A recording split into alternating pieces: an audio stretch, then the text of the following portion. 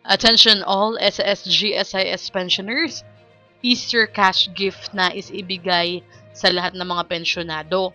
Pondo, saan manggagaling? Magandang araw po sa ating manonood and welcome po muli dito sa ating channel na Chaz Infos Updates.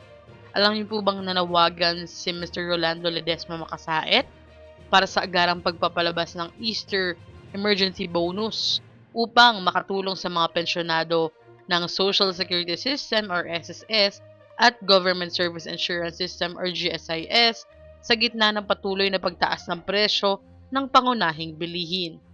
Ayon kay Representative Makasaet, na dati ring mga naging opisyal ng SSS at GSIS, kabilang ang mga pensyonado sa pinakaapektadong sektor, lalo na sa patuloy na pagmahal ng gasolina, pagkain at medisina.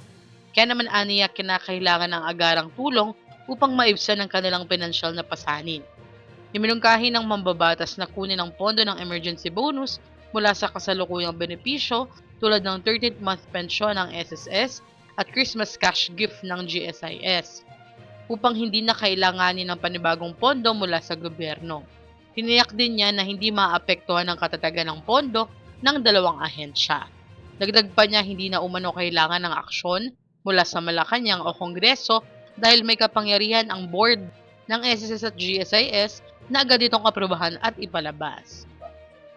Sa aking palagay po, makikita natin practical ang panukala dahil nagbibigay ito ng agarang tulong sa mga pensioner gamit ang kasalukuyan na rin ng mga benepisyo.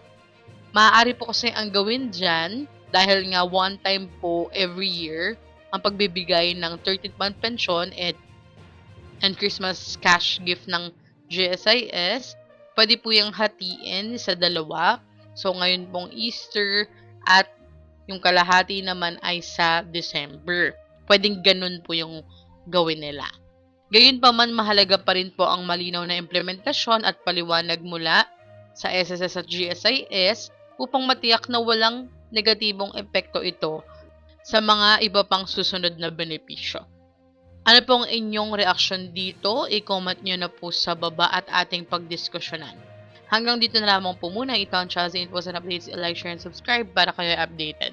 God bless po and have a nice day.